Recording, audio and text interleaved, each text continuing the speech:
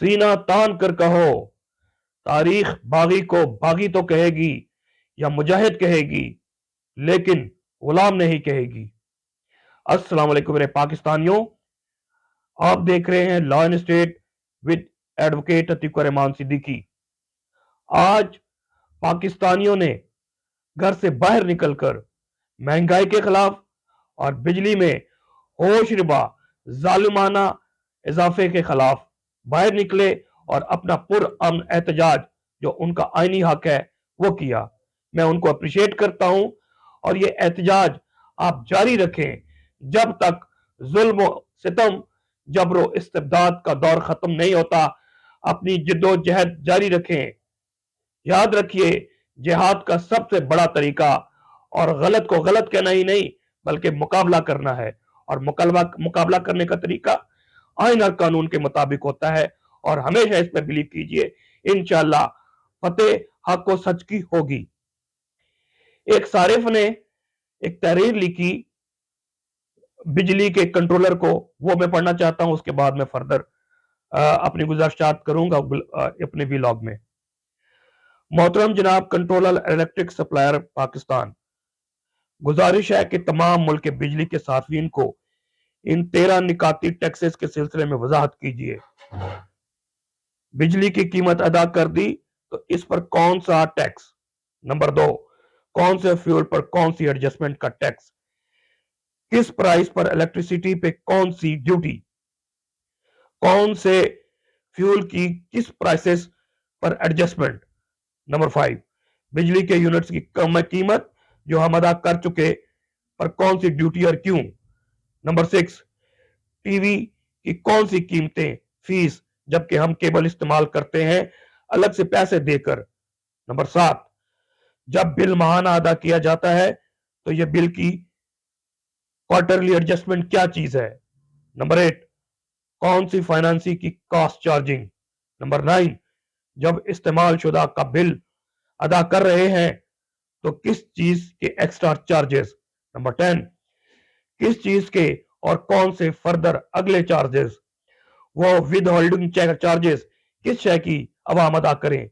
Number 12, metre तो हमने खुद खरीदा था, इसका किराया क्यों? नंबर 13, बिजली का कौन सा इनकम टैक्स?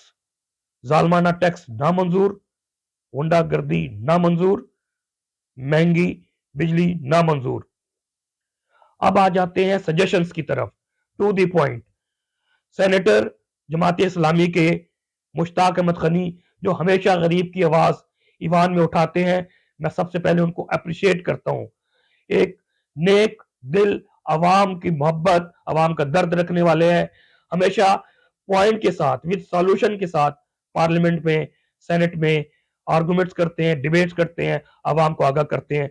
उन्होंने विद रिगार्ड टू बिजली के बिल और महंगाई को कम करने के जो तरीके हैं, उनकी सजेशन है, उसके बाद मेरी जो कुछ सजेशन है वो भी मैं गोशगुजार करूंगा। सेनेटर साहब ने 7 निकाती एजेंडा पेश किया, उसमें से नंबर 1 है मुफ्त बिजली बंद करो। जजेस, जर्नैल, अफसरशाही, वापडा मुलाजमीन, पार्लियामेंटेरियंस, किसी को भी एक यूनिट नहीं मिलना चाहिए। आईपीपी से फ्रॉड मायदे खत्म करो और इनके मालकान के ऊपर एफआईआर दर्ज करके इनको गिरफ्तार करो।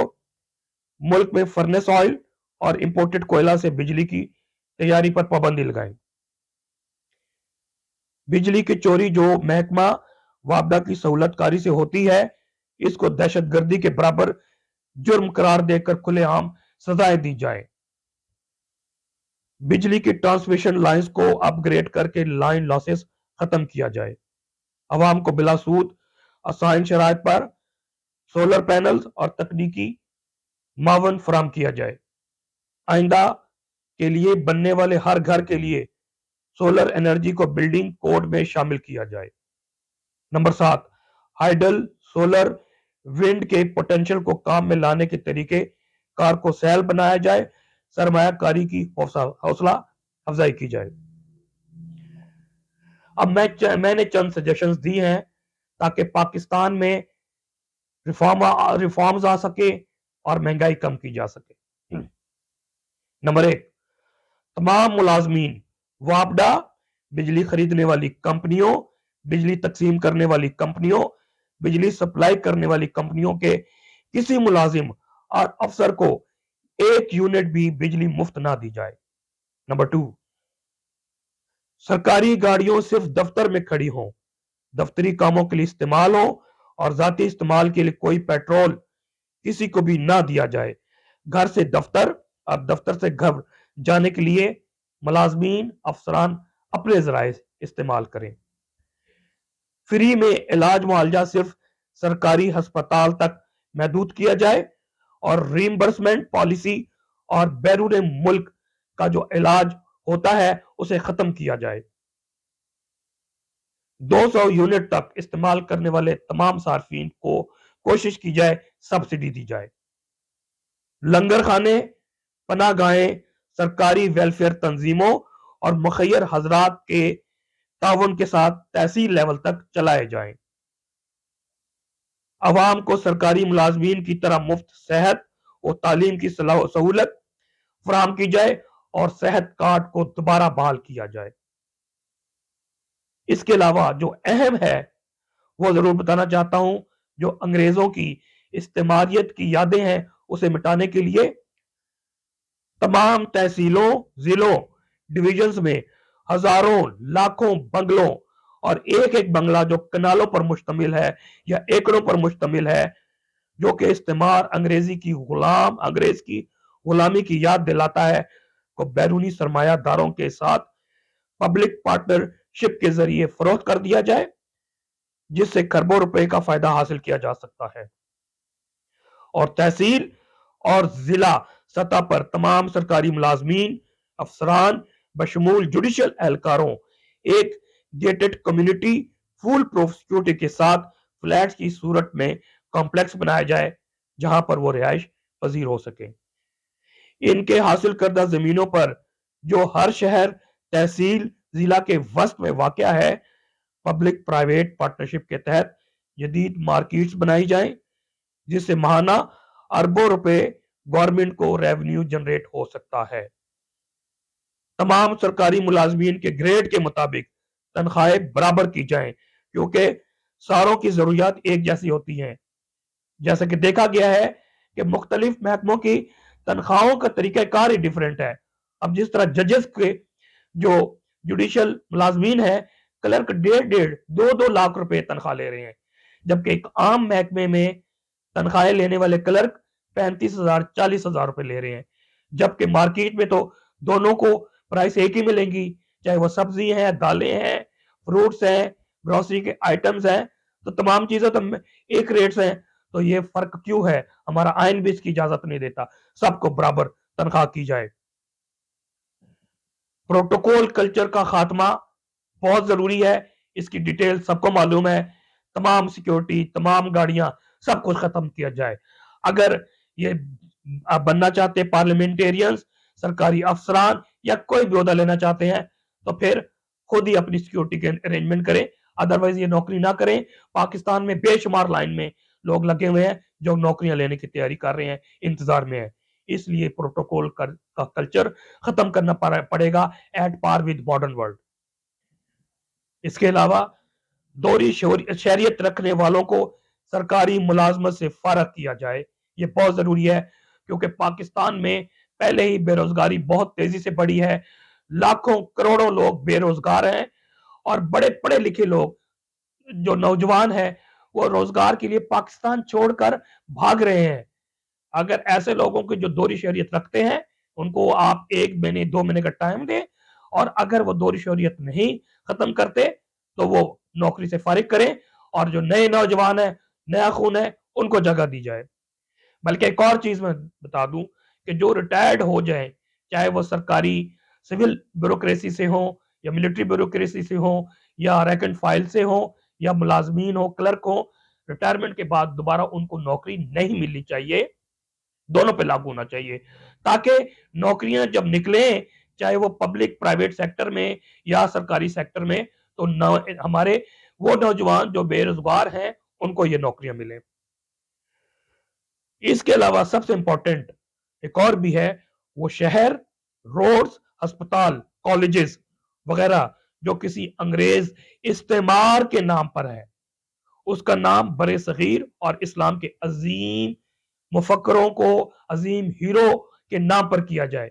यहां पर मैंने जो इस्तेमार कहा है, मेरा मतलब यही है कि अगर फॉर एग्जांपल कोई अंग्रेज यहां पर आया और उसने वेलफेयर का काम अपनी जाती सतह पर किया, तो यकीनी तौर पे वो काबिले सताइश है, काबिले तारीफ है, हम उनको इज्जत करते हैं, उनको हैट्स ऑफ करते हैं। जिस तरह डॉक्टर रुतफाव का नाम है, आज भी हम उनकी बरसी मनाते हैं, उन्हें याद करते हैं उनकी खिदमत में।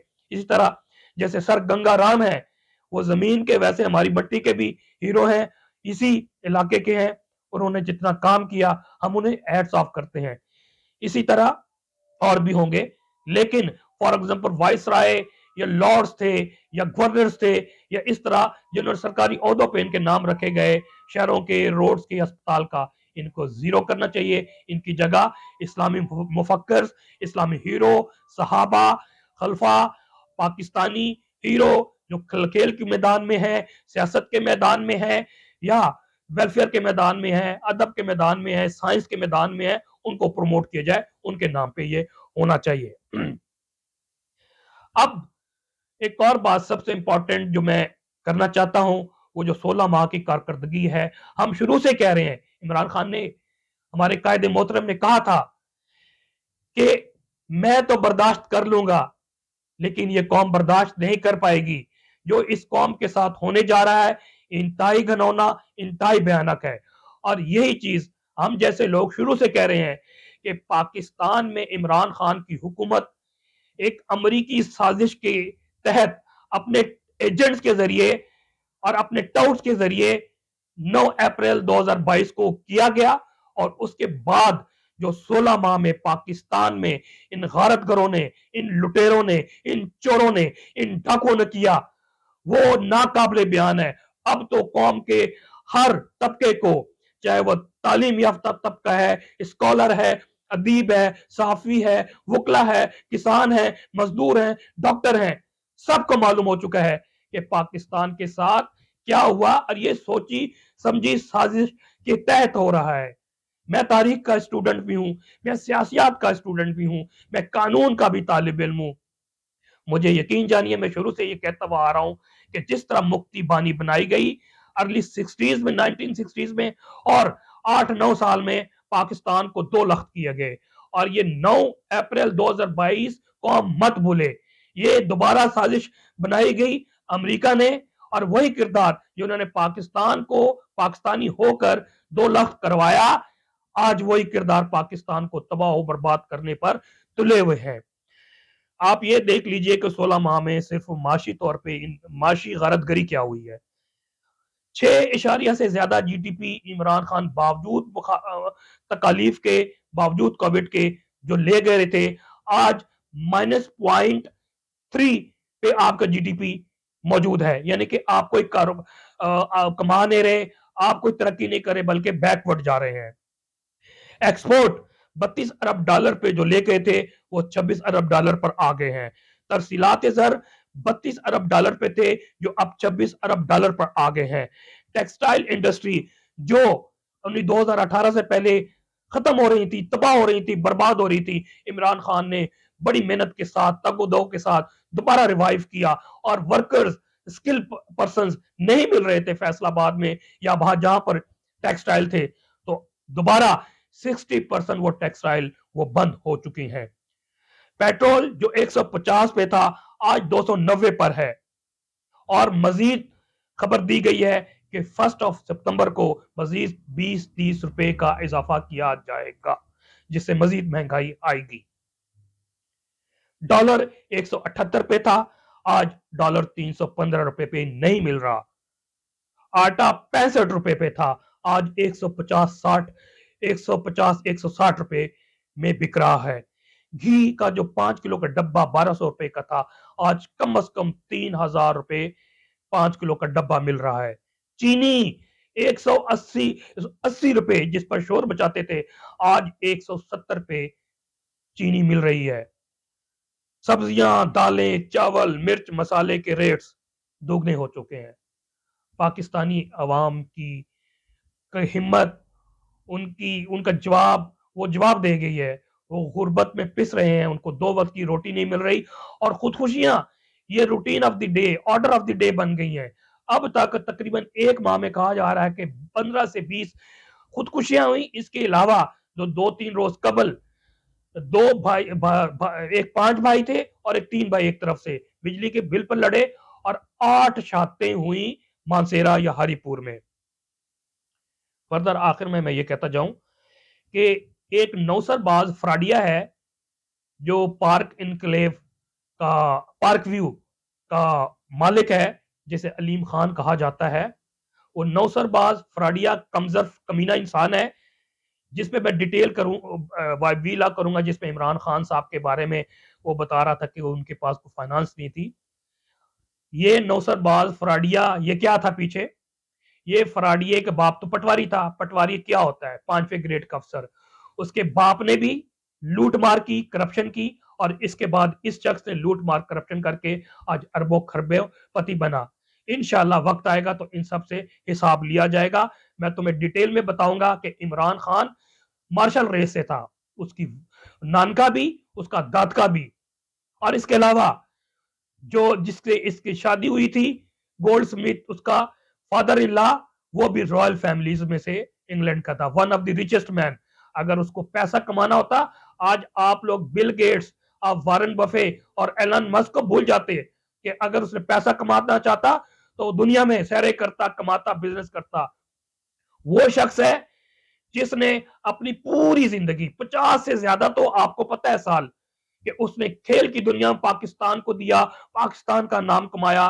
ویلفیئر کی دنیا میں آیا تو ویلفیئر کی دنیا میں اس نے نام کمایا. تعلیم کی دنیا میں آیا تو تعلیم کی دنیا میں نام کمایا. سیاست کی دنیا میں آیا تو پاکستان کو اوپر لے جانے کی بات کی. اوورسیز چل پڑے, پاکستانی سارے چل پڑے, اور پھر امت مسلمہ کا لیڈر, جب امت مسلمہ کی بات کی تو پوری امت مسلمہ اس کو چاہتی ہے. تو عمران کا انشاءاللہ میں ویلا کروں گا اور تمہیں جواب دوں گا. نوسر باز فراڈیے, تم جو بات کرتے ہو وہ میں بتا دوں, تم بے شرم آدمی کہتے ہو کچھ شہریوں کو 300 یونٹ تک بجلی مفت اور پیٹرول آدھی قیمت پر دیں گے.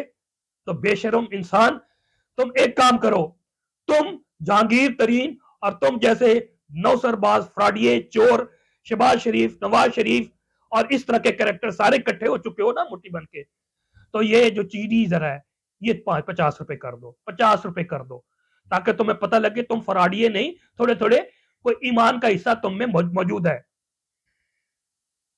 بڑی اچھی بات کی, وہ میں ضرور کوٹ کرنا چاہتا ہوں. اور یہ مقبول صاحب نے جو الیکشن کے حوالے سے, جس ملک میں امریکی سفیر براہ راست چیف الیکشن کمشنر سے ملاقات کرے اور اس قوم کی تنخواہوں پر پلنے والا چیف الیکشن کمشنر ملک کے سب سے بڑے عہدے صدارت پر فائز شخص سے ملنے سے انکار کر دے, اس ملک کے عوام اتنے بھولے بالی نہیں کہ انہیں یہ پتہ نہ چلے کہ یہ حکومت کس کی ہے. سب کو معلوم ہے کہ حکومت کنٹرول کون کر رہا ہے, اور میں واضح طور پہ کہتا ہوں امریکہ کنٹرول کر رہا ہے. تھرڈ ورلڈ کنٹریز کا یہی حال ہے. سب کو معلوم ہے کہ پاکستان کو 75 سالوں میں کنٹرول کن کے ذریعے کیا گیا اور کیا جا رہا ہے. آخر میں ایک چند الفاظ کہتے ہوئے اپنا یہ ویلاگ ختم کرتا ہوں. کاروبار آدھے رہ گئے, مہنگائی, بلز, پیٹرول ڈبل ہو گئے, بلکہ اس سے زیادہ ہو گئے. سارے چور ہزاروں ارب کھا کر باعزت بری ہو گئے. ملک کے اصل مالک رل گئے, 2 وقت کی روٹی کے چکر میں پھنسا دیے گئے.